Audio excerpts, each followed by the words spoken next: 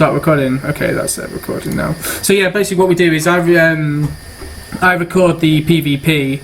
I cast the PvP, and Angus casts like all the details into the game. You're more than welcome to jump into it, but Angus is very, very good. So trying to catch a word in might be near impossible.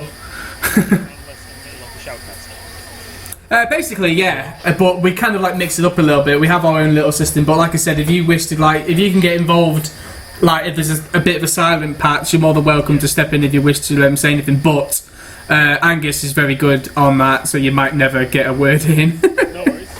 But yeah, it's I wasn't really expecting to actually start anything so soon.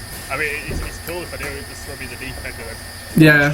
Get an idea, but You'd be fine. Casting's a lot easier than what people what people make out for it. Anyway, so we're looking at the blue team. I actually didn't even reduce it. I just started recording. I've been twitching for ages. So yeah, we'll crack on with this. So I believe this is we're going into round 4, week 4 of the Clash of Fates tournament. If you are watching this on the Twitch channel, or you are interested in joining it, and just private message me any details. If you have a UK team and you're looking to join the tournament or looking to join the community, again, you're more than welcome. Today joining me we have Angus. Yeah, hi guys. And we also have a special guest, Daniel. And so yeah, we're just looking at the teams at the moment. We have JFK versus Silence Effects Honor. This game is 30 minutes late, so it's very very respectful over for the Silence Effects Honors to manage to wait 30 minutes for this game to get started. We are here to cast, but it was in their right to just take this win because they were over the 20-minute mark. So at least we're getting this game on the way. And the blue side at the moment, they have banned out the Echo, the Gragas and the Sejuani. And on the red side, they've banned the Callista, the Hecarim and the Fresh. And the first pick went over to a Mumu. And it looks like the purple team have just picked up the Janet and the Misfortune. Sorry, just give me like 2 minutes. Yeah, no worries, man. Misfortune's quite an interesting pick. I haven't seen Misfortune play competitively in a while. What do you think, Daniel? sorry, what was that? The Misfortune. What's your thought on the MF pick? The MF pick? Well, Yeah. she's going to be pretty safe with the fucking Jana. What's your swearing policy? We tend not to swear, but fuck it. Does that answer your question? Sorry about that. Right, so anyway, so the JFK have gone for the Caitlyn and the Nautilus. Nautilus is probably one of the tankiest champions at the moment. So they're going for a really tanky build over from the JFK, and it looks like the purple team might be going for a bit of a disengage poke. By the look of it, we'll see how this the next two picks will definitely confirm it a bit more. Who did that? Well, that's really thrown me off what their strategy is going to be. Interesting. By the looks of it, if they go for another movement speed, it could just be a movement speed team. Because with the buff from Jana with the MF passive and the Udyr speed. Well, Udyr is more better for split pushing, isn't he? So maybe he would just be off in the lanes, kind of like stacking that CS and just pushing out. But we'll see how it goes. It should be an interesting night actually, because this is going to these two games that are playing tonight. You've got JFK versus Silence Effects Honor, but after this game it was going to be JFK versus UK Reject. So this should determine who's going to have good standings coming into the final week in Group A for this June-July Clash of Fates tournament that we are running at the moment. And yeah, so it should be really good. They've gone for the Gunnar and the Azir as well. So a really, really, really tanky team coming out from JFK here. And the Garen. I think this is the first time I've ever seen these five put together into one team. It's going to be a quick movement. Locking in that Garen. Yeah. Gonna be interesting to see Garen versus Gnar. I think Gnar should be able to kite Garen quite well. Been a while since I've seen Garen and the MF in competitive play. I think they're probably just playing comfort picks and hoping that this Udyr can split push and just power farm that jungle. It's going to be quite difficult bring this in together. But we'll see how it goes. Interesting lineups on both sides. Got the interesting that Amumu and the MF are actually on opposing sides. Usually they were a bit of a two peas in a pod. Got that Azir, really nice wave clear, good setup and blocking with the wall that he can create. Really nice target CC with that Nautilus just to pick out any people. MF's got to really watch out with her positioning without a gap closing ability. She will be very vulnerable to the Nautilus CC chain, and might struggle in the bot lane versus the Caitlyn, who will undoubtedly be poking very heavy in that bot lane. Usually people go for the Lucian rather than the MF. They both have a fairly long range, fairly AoE ult. Lucian's obviously a bit more streamlined with that culling. Should be interesting to see how that goes. Vel'Koz, another wave clear champ in the mid lane, so should just be looking for fairly safe push farming in the mid. Both also gone for barrier, I guess. No ignites on either team to reduce any sort of healing. Don't have too many healing champs on the map, apart from the Janna and obviously the summoner heal. So yeah, it should be interesting. I think the game rests on the Udyr hands. From the track record though, JFK definitely have the match. Yeah, I was going to say probably JFK are probably the favourites coming into this game. I mean, Silence have had a really rough time in their first game, but they have made some changes and they've changed their leader in the team, and I believe they've been practicing quite a lot. So I'm looking forward to seeing what they could do in this. They're a really, really friendly team, and Michael, who was the leader of the team, is a really nice person to talk with. So. I wish their team luck in this game, but I think the JFK, I mean, they lost their first game against the Final Five, but they are, I think, one of the favourites as well to win the tournament. So we should see how this game comes onto it. And we've got another minute and 15 seconds until we get into the loading screen. So just looking at the teams, Daniel, how do you feel this game's going to go? To be honest, I have no idea. That's always a good expectation, though, if you not too sure. Yeah, I mean, but just looking at the Amumu, the Nautilus, two extremely massive, especially armoured defensive. When you're going against an Udyr and you're going against a Garen and Misfortune, you know, they're not going to be doing that much damage if they can get a good farm and a good early start. I mean, the Gnar, of course, he's a massive bruiser and he'll be really tanky as well if he deals a good amount of AD. But all it takes is one well landed Amumu ult, and you've got the CC combo from the blue team. I don't think there's much that can really stop that. I don't think they're going to have much of a chance. Silent Honor are going to have difficulty with their composition. They've got quite a disengaged comp with that Janna. Then you've got two tanks that both have to run into the fight. It's going to be really difficult to get to the back line. This Caitlyn should be super safe, especially with this front line, and it also means that Azir can make a lot of plays and have a lot of movement in the fights and be relatively safe. So it'll be interesting to see how, if they do gain lead, how they can push their advantage. Not really the best sieging team as well, with Garen in the top lane and Udyr both. You got to remember who's on their teams now. There we go. We're getting into low screen. Good memory though. Okay, now we're just changing it. There we go. Here, so coming into the last few games, I know a few of the teams are a little bit behind. Coming into this week 6, we're going to have a bit of a vote. Everyone from the team is going to select one member from their team, and they're going to go into a bit of a fun game at the end. We're going to run that in week 7 or 8 when we can get everyone together, and yeah, this will just be put on by our sponsored Simplexity Gaming, and they're going to be giving out free skins to the winning team. So everyone from every team has a chance of getting something out of this tournament, and it's great to have their involvement in this. Yeah, they're also going to give sorry, I'm just watching the LCS. Some really good players coming up from SK. Yeah, they're also going to give out a mystery skin, a few mystery skins for the MVP of the tournament. So again, yeah, I'd just like to thank our sponsors for that. And yeah, I'm really looking forward to the All-Stars. Also, after the group stages, there's a lot that's going to be happening with the Clash of Fates tournament that is going on at the moment.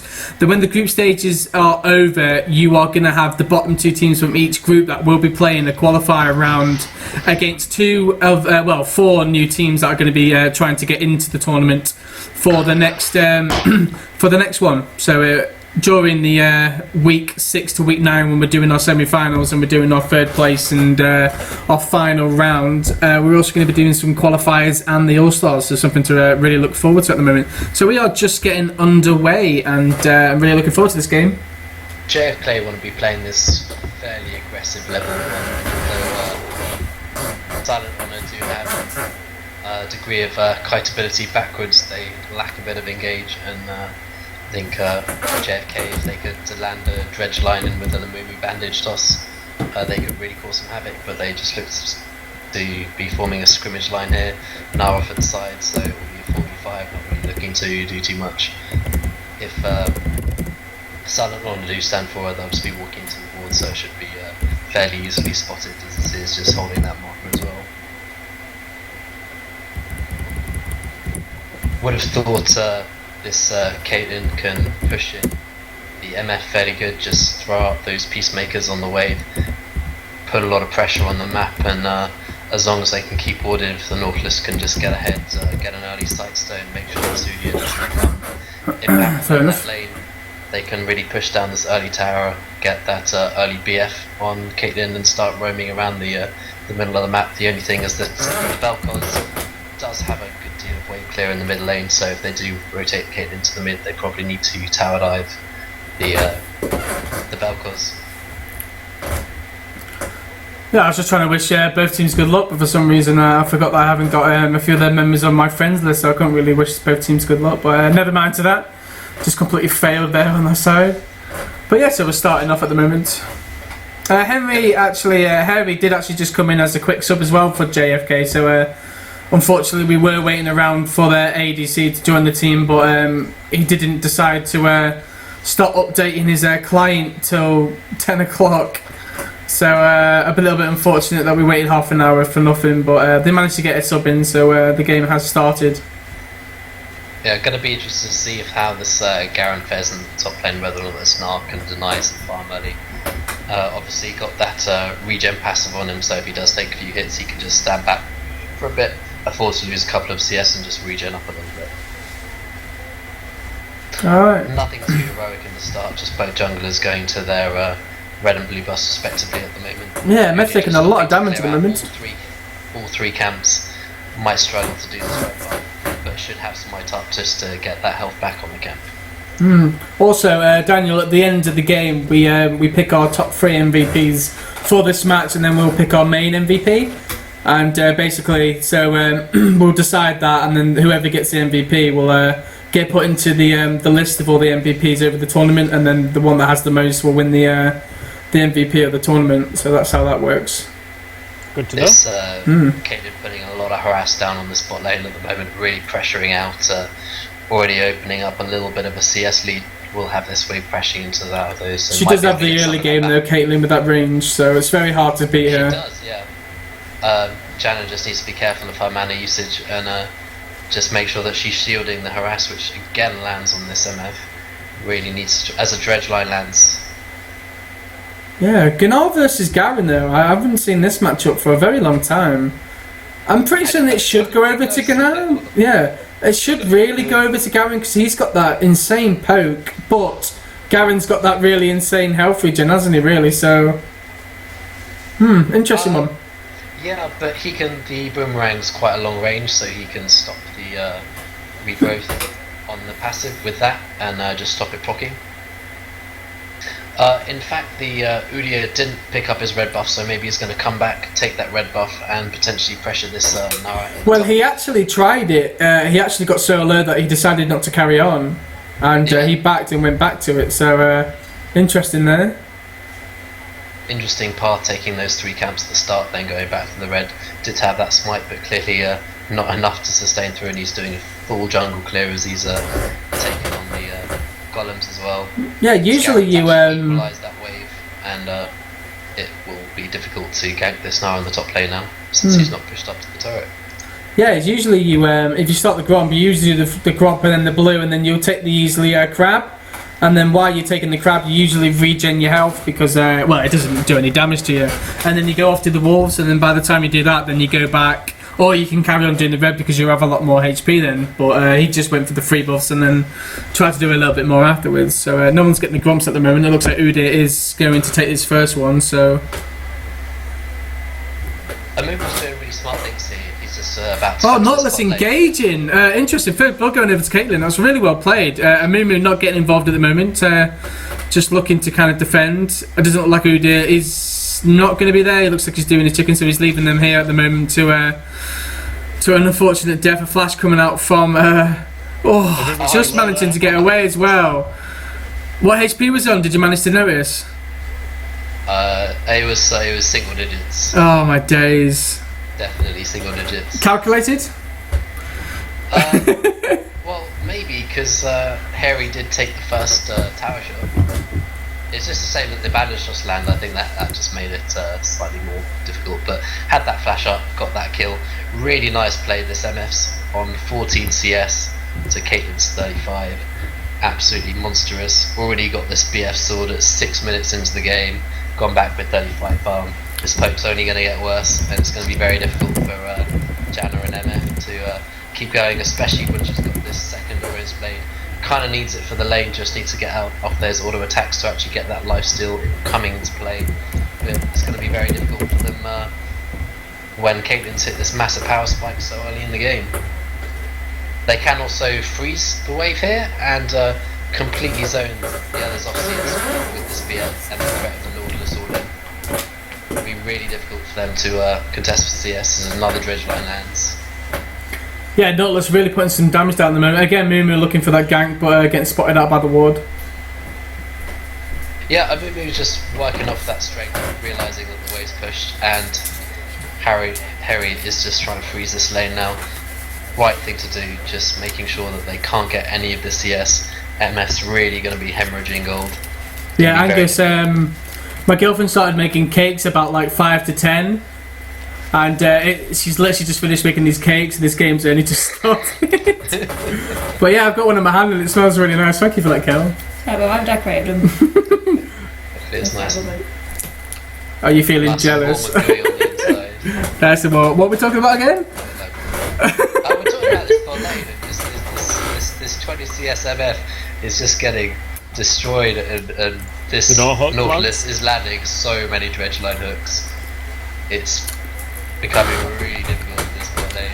Well, the heal spell to get better. Gnar is going down at the moment, and I think Gnar's gonna. Not Gnar. I think Garen is gonna walk away. He's taking some serious damage though.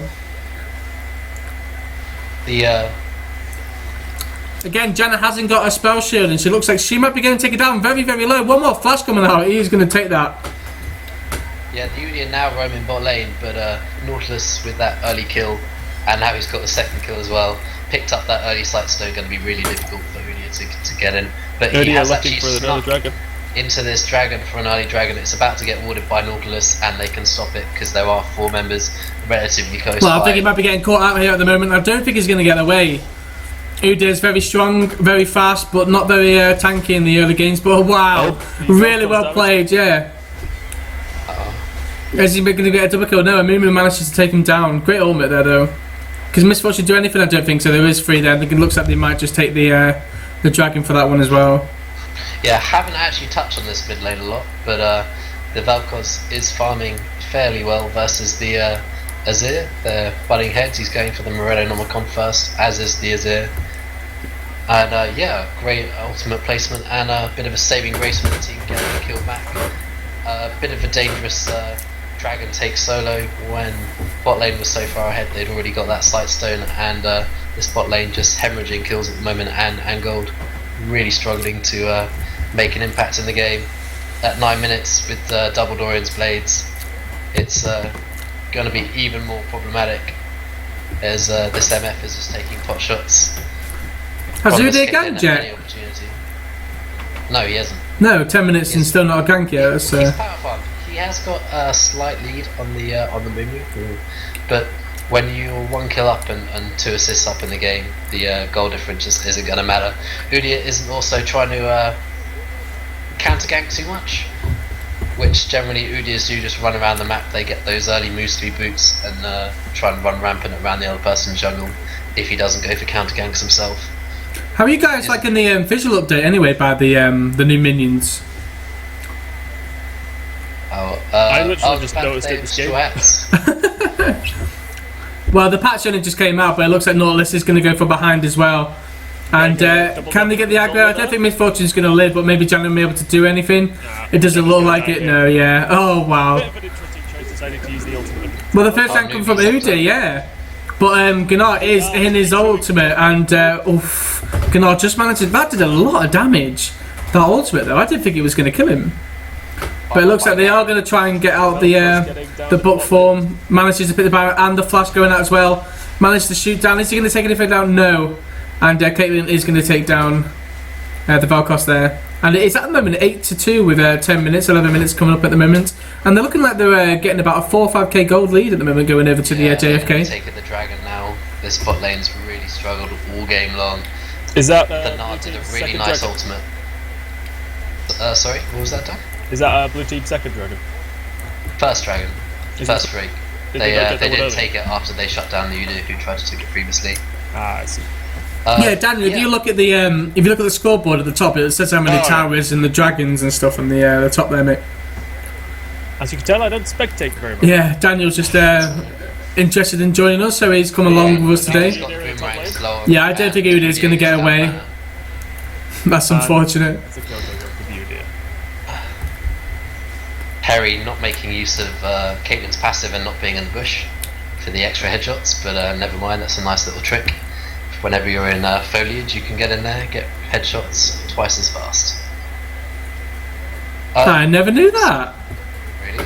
No, I didn't know You that. aren't really Lady Gary though, Will. There's also a trick you can do when if you fire a headshot, if you fire an auto attack on 6 stacks and then like 50 caliber net into the bush, the proc will go off for you being in the bush whilst the headshot is traveling, so you can get extra damage on. Oh, wow, look at that. I've just learned 2 new things in the space of a minute. Brilliant. But yeah, I'm not an AD carrier. I think ADC is one of my worst roles. But anyway, yeah, get back into the game. Caitlyn's early advantage is just horrendously massive.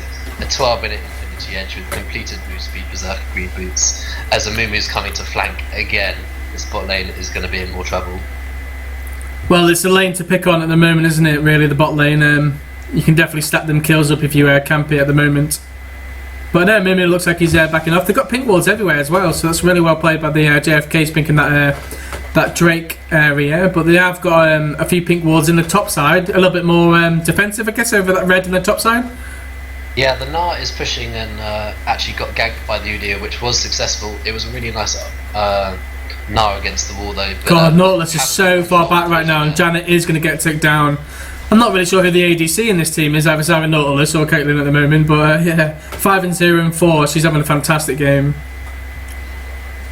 Yeah, this Nautilus is landing a very high percentage of his hooks, and with doing that, a high percentage of damage as well. Immobile MF really struggling just to predict where he's going to throw it out and being able to dodge it. Also, the Janna not really zoning off the MF at all, but at this point you just can't really zone because you'll just get crushed at this point. Pushing down yet another tower, gonna get more deep vision in, contesting for this enemy blue at this moment, goes over to the Azir, that'll free up their blue when it comes back. Just getting caught, he manages to flash out, but Nautilus didn't actually manage to grab it, but Amumu did, and that is going to be a kill going over to Duckslayer, taking down the Udyr.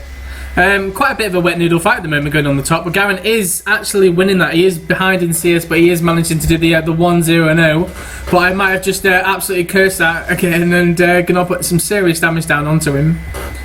Udyr went very high risk, high reward here. He's gone for the late game Devourer, but they just don't own the jungle anymore, so he can't get the Devourer stacks. He now As going quite Nubi deep goes in the for a top heavy lane. dive in this top lane. That's one thing I miss as a jungler, the Feral Flare. Oh my god, that thing was amazing. But yeah, the ultimate coming down from the Amumu, and Gnar flashing out. I think he is going to get away. I think that was blind actually. Yeah, it looked like it. That was a prediction because he wouldn't have had vision behind the It didn't wall look like he did. He didn't have any wards or anything, but I think it was just more of a kind of luck shot and it happened. But yeah, Udyr trying to farm up these Devour stacks, and just any time he goes into this jungle, he's just getting pushed out. They grouped up with the Caitlyn in the mid lane, MF not responding, MF just trying to get any gold she can, and the shield coming out. Duckslayer hasn't quite finished that. Using everything. Wow, that is an overkill going over to the support. And a one... Oof, MF's too close, just too close to that wall. Caitlyn's range is ridiculous, and that is going to be a 3-for-1 going over to the JFK, a 4-for-1. This looks like a...